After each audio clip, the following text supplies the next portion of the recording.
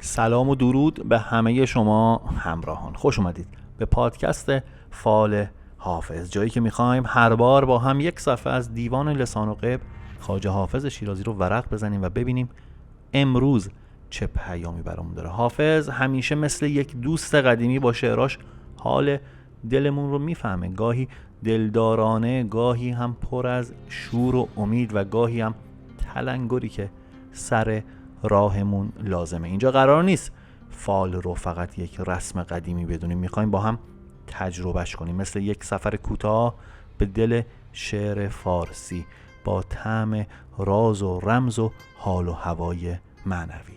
پس اگر آماده ای چند ثانیه سکوت میکنم تا تمرکز کنی.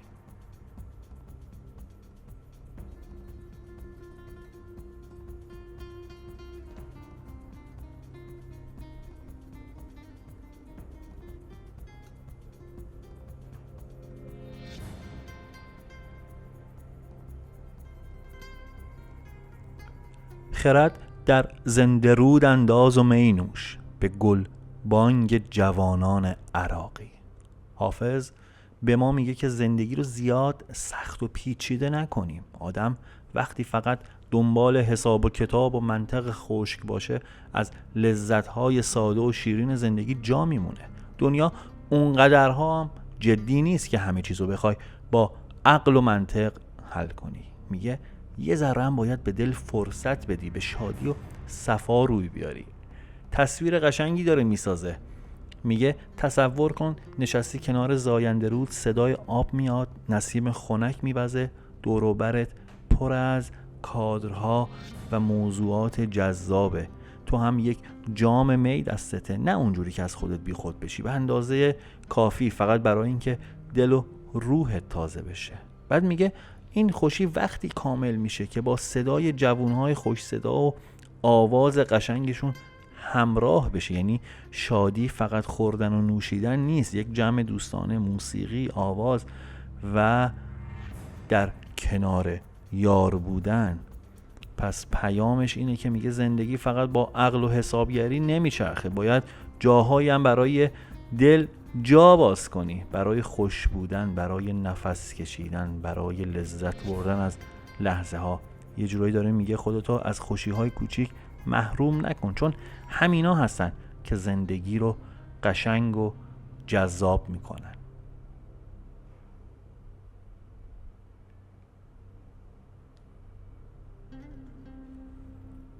جوانی باز می آرد به یادم، سماع چنگ و دستفشانی ساقی. حافظ تو این بیت میگه وقتی صدای ساز و آواز در میاد و ساقی با شادی و حرکات پرنشاط خودش جام و دست به دست میکنه، یاد روزای جوانی میافتم، همون روزایی که پر از حال خوب و شور زندگی و انرژی بود. یعنی انگار این صحنه ها دوباره اون دوران شیرین و پرهیجان و برام زندگی میکنه. خیلی ساده دیدن ساز و آواز و شادی ساقی باعث میشه یهو برگردیم به حال و هوای جوانی، روزایی که همه چیز پر از شور و نشاط بود. می باقی بده تا مست و خوشدل، به یاران برافشانم عمر باقی. حافظ میگه زندگی خیلی کوتاهه، روزای عمر مثل برق و باد میگذره. حالا که فقط چند صباحی بیشتر نمونده، چرا باید قصه بخورم یا خودمو درگیر سختی های بی پایان دنیا کنم؟ بذار شاد باشم، بذار دل به خوشی بدم. اما جالب میگه اما این شادی رو برای خودم تنها نمیخوام، میخوام اونو خرج رفقا و یارانم کنم. تو این قسمت از پیام استدلال حافظ اینه که خوشی و لذت زمانی ارزش پیدا میکنه که با دیگران، مخصوصا با دوستان صمیمیتون رو شریک بشی. توی جمع دوستانت که خنده ها واقعی تره، شادی ها عمیق تره و دل سبکتر میشه جای قسمت کردنش اونجاست. اگه شادی رو فقط برای خودت نگهداری بعد از یه مدت خسته کننده و بی‌معنی میشه. پس حافظ انگار داره به ما میگه عمر مثل سایه میگذره، فرصت کوتاهه. حالا که هنوز رمقی مونده بذار سرمست و خوشدل باشم و این لحظه های باقی مونده رو با دوستام قسمت کنم، چون زندگی بدون رفاقت و تقسیم شادی یه چیز پوچ و خالیه. بریم سراغ پیام کلی این غزل. غزل 460 حافظ. این غزل پر از گفتگو بین عاشق و معشوقه. حافظ توی اون بارها میگه من عاشق هر چقدر هم که تو ناز بکنی باز طاقت میارم، چون ناز تو برای من غنیمته. با این حال دلم میخواد حتی شده یک گوشه چشمم به من بندازی، چون تمام معنا و جلوه ناز تو وقتی کامل میشه که توی دل پرنیاز من عاشق انعکاس پیدا کنه. حافظ توی این پیام تصویر سازی میکنه برای من و تو. خیلی ساده میتونیم پس ذهنمون تصور کنیم اینکه عاشق حاضره که بین امید و ترس وصال بسوزه، اما همچنان چشم به راه باشه. دیدی چیزیو که از ته دل میخوای، چیزیو که براش داری تقلا میکنی. ممکنه هدفهایی توی زندگی من و تو باشه که بعضی موقع باید صبر کنیم، تأمل کنیم، منتظر جواب یک موضوعی هستی، یک هدفی هستی، میخوای مهاجرت کنی، میخوای ادامه تحصیل بدی، منتظر یک رأی دادگاه هستی. این ما دنبال این هستیم که پیامو بیایم مصداقش توی زندگی خودمون بسنجیم دیگه. یه موقعی از دست من و تو کاری بر نمیاد جز صبر کردن. بعد خیلی ها فکر میکنن که میان سرزنش میکنن، میگن هیچ کاری نمیکنی. نمیدونه که اون صبر کردن خودش بزرگترین کاره. بعضی موقع ما برای رسیدن به یک هدف اصلا نمیتونیم قدم برداریم، اصلا جلو حتی ممکنه پس رفتن بکنیم. اینم بهش میگن تاب آوردن، بهش نمیگن تحمل کردن، بهش نمیگن صلح و سازش کردن با شرایط. بعضی موقع من و تو باید چند قدم برگردیم عقب‌تر. مثل چی؟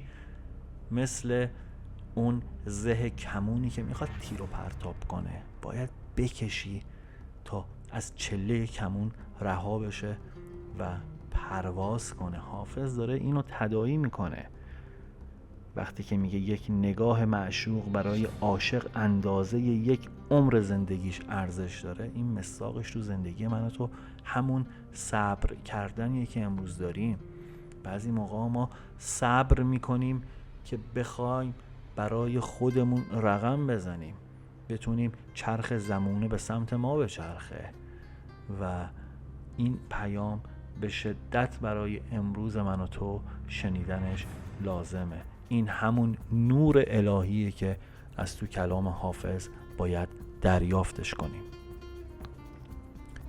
پس پیام این غزل این میشه: اگه این غزل امروز منتظرش بودی، اگر اتفاقی سر راهت قرار گرفته داری میشنوی، یعنی الان توی زندگی درگیر یه جور انتظار و دلتنگی هستی. شاید کسی یا چیزی که دوست داری خیلی ناز داره و راحت به دست نمیاد. ممکنه هدفی داشته باشی که هنوز برات ممکن نشده. حافظ میگه صبور باش، چون همین انتظار، همین سختی و همین ناز کشیدن هاست که عشق شما رو با ارزش تر میکنه. همین دیر رسیدن به هدفت هستش که اون هدف رو برات مقدس تر میکنه و زمانی که به دستش آوردی توی نگهداریش کاملتر میتونی اقدام و عمل کنی. از طرفی یک امید هم توی این پیام هست. بالاخره همون کسی که بر تخت ناز نشسته یک گوشه چشمم بهت میندازه. این یعنی دیر یا زود به خواستت میرسی، فقط باید بین امید و بیم دل قوی تر داشته باشی. بستگی داره که خودت چند مرد حلاجی. خیلی راحت میتونیم بازی رو به هم بزنیم، بگیم میریم از اول شروع میکنیم، یا همین که صبر کنی و با امید ادامه بدی. تو دل این تعبیر چیزی که خیلی بهش برخورد کردیم انتظاره. این انتظار خودش یه جور زندگیه، یه جور لایف استایله. آدمایی که منتظرن توی دلشون یک عالمه امید و ترس هست. نمیدونم چقدر تو این شرایط بودی، یا آیا میشناسی کسی رو که تو این شرایط بوده نزدیکانت؟ یه روزی فکر میکنی که خیلی نزدیک شدی به چیزی که میخوای، یه روز دیگه میگی نه بابا انگار همه چی داره دورتر میشه. همین بازی بین امید و ناامیدی روح آدمو هم میسازه هم میسوزونه.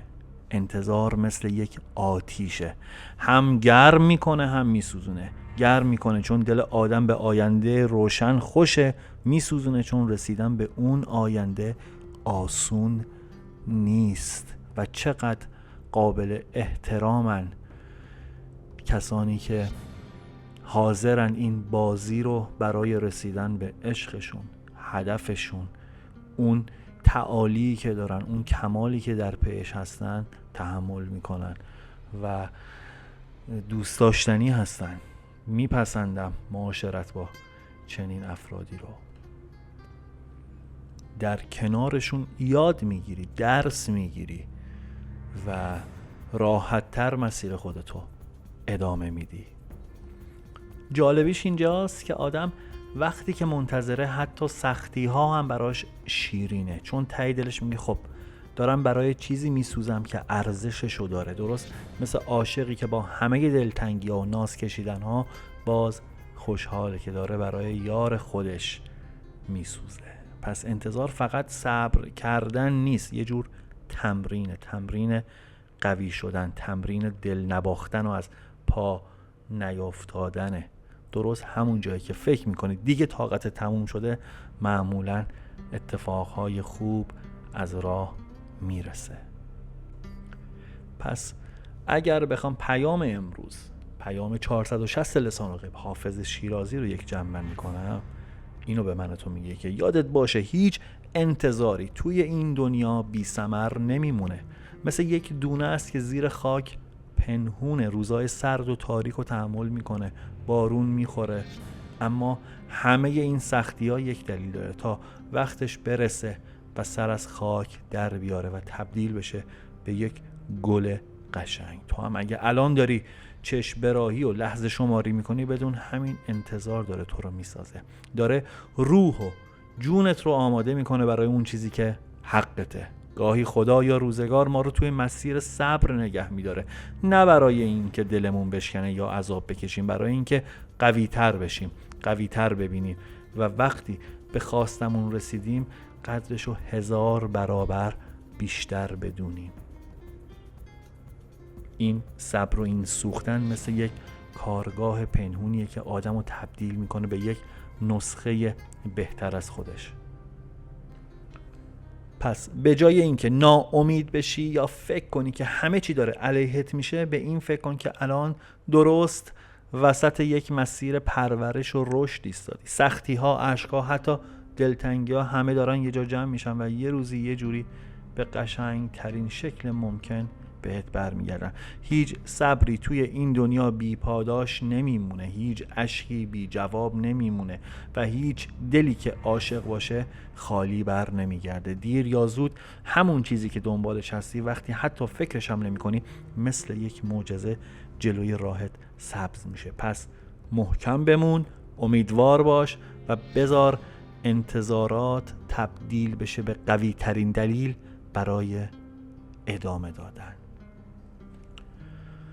خب دوستان من، اینم از پیام امروز و غزل حافظ. امیدوارم تونسته باشه مثل یک نسیم خنک توی دلت بشینه و یه حال خوب بهت بده. میدونم خیلی وقتا وقتی میایم سراغ حافظ دلمون پر از سواله، پر از نگرانی یا حتی پر از امید. قشنگی ماجرا اینه که هر بیتی، هر غزلی انگار با دل ما حرف میزنه، انگار دقیقا میدونه الان کجای زندگی وایسادیم. پس اگه حس کردی این پیام به دلت نشسته، اون حس رو دست کم نگیر، بذار همراهت باشه توی ذهنت بمونه و کم کم مثل یک چراغ راه کوچیک مسیر رو برات روشن کنه. ازتون میخوام اگه شما هم چیزی از این غزل گرفتین یا تجربه‌ای داشتی که شبیه پیام امروزه، حتما برام توی کامنت ها بنویس. شاید همون چیزی که شما مینویسید به دل یک نفر دیگه بشینه و حالشو خوب کنه. یادت نره لایک کنی که من انرژی بگیرم و اگه دوست داشتین کانال رو سابسکرایب کن تا هر دفعه با هم پیام‌های جدید حافظ رو بخونیم و از این حال و هوا لذت ببریم. تا پیام بعدی براتون آرزو میکنم دلت همیشه پر امید باشه، روزت روشن و پر از عشق و نگاهت پر از صبر و آرامش. پوینده باشی و پایدار.